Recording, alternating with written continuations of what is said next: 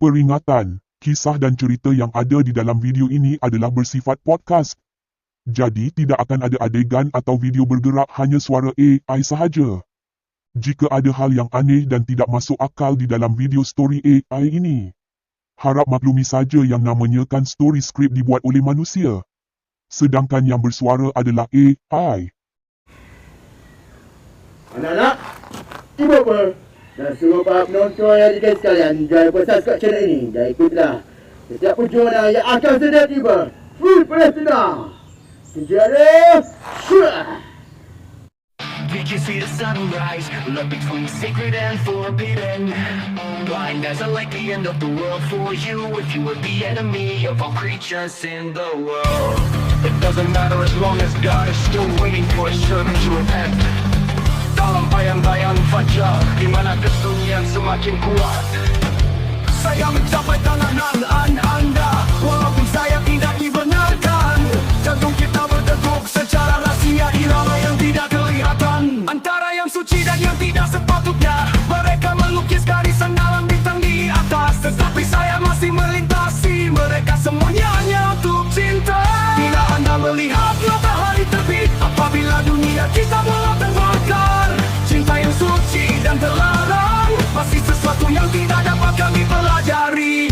Walaupun takdir memisahkan kita, awak perang dalam hati saya. Bila anda melihat matahari terbit, apabila dunia kita mulai terbakar, cinta yang suci dan terlarang masih sesuatu yang tidak dapat kami pelajari.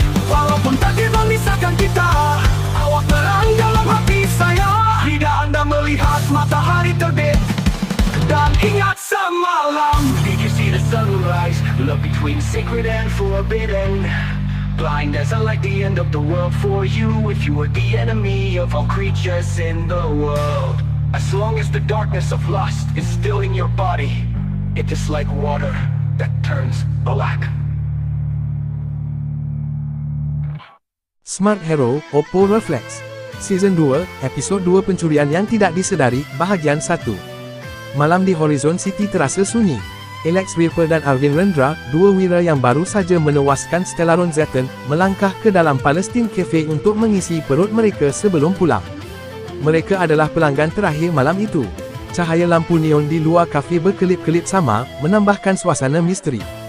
Mereka menikmati hidangan mereka dengan santai, berbincang tentang kehidupan baru Alex di dunia ini. Namun, tanpa mereka sedari, sesuatu yang gaib telah menyelinap masuk ke dalam kafe. Makhluk itu memiliki kulit hijau pucat, tubuhnya hampir transparan, seakan-akan tidak wujud dalam dunia nyata. Dengan gerakan pantas dan licik, ia merayap ke meja Alex dan Arvind, dan tanpa sebarang bunyi, ia mencuri wang mereka. Setelah selesai makan, mereka membayar bil dan melangkah keluar tanpa mengetahui wang mereka telah lesap. Wanita misteri yang mengintai Arvind. Mereka tiba di rumah Arvind dan segera tidur, keletihan selepas hari yang panjang. Namun, di dalam bayang-bayang, seorang wanita berambut ungu terus mengikuti Arvind tanpa disedari. Dialah wanita yang memusnahkan Stellaron Zeton di episod pertama. Dia bukanlah pencuri wang di Palestine Cafe, tetapi dia juga memiliki misi rahsia. Tanpa menarik perhatian, dia menyelinap masuk ke dalam rumah Arvind.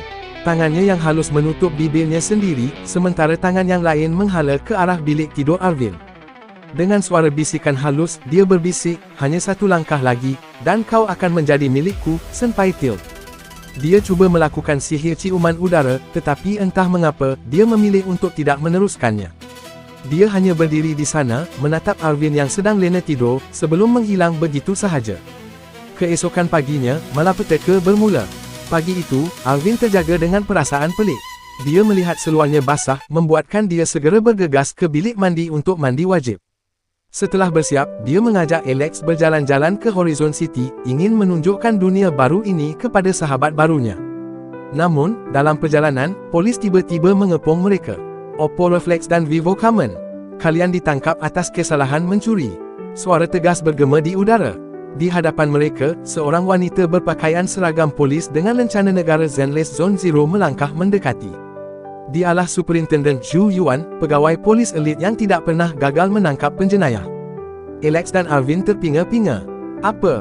Kami tidak melakukan apa-apa, bantah Arvind. Namun, bukti telah dikumpulkan dan rakaman CCTV menunjukkan dua bayang tubuh yang menyerupai mereka sedang mencuri di Palestine Cafe. Walaupun mereka tahu itu bukan mereka, tiada siapa yang mempercayai mereka. Tanpa pilihan lain, Alex Ripper dan Arvind Rendra ditangkap dan dimasukkan ke dalam penjara, dihukum atas kesalahan yang mereka tidak lakukan. Siapa sebenarnya pencuri sebenar? Apakah makhluk hijau misteri itu?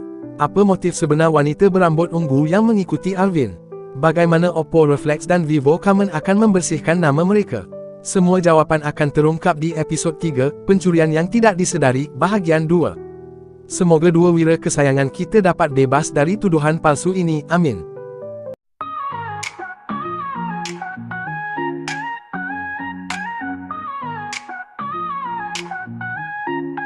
Dalam gelap, kulihat cahayamu melangkah diam, tapi hatimu bergejolak.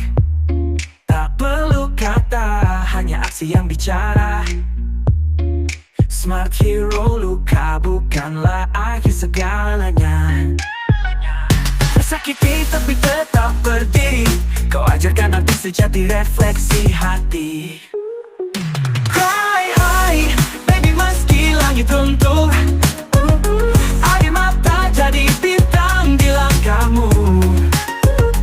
Terjatuh, bangkit lagi kau bukan sendiri, karena pahlawan sejati menangis setinggi mimpi.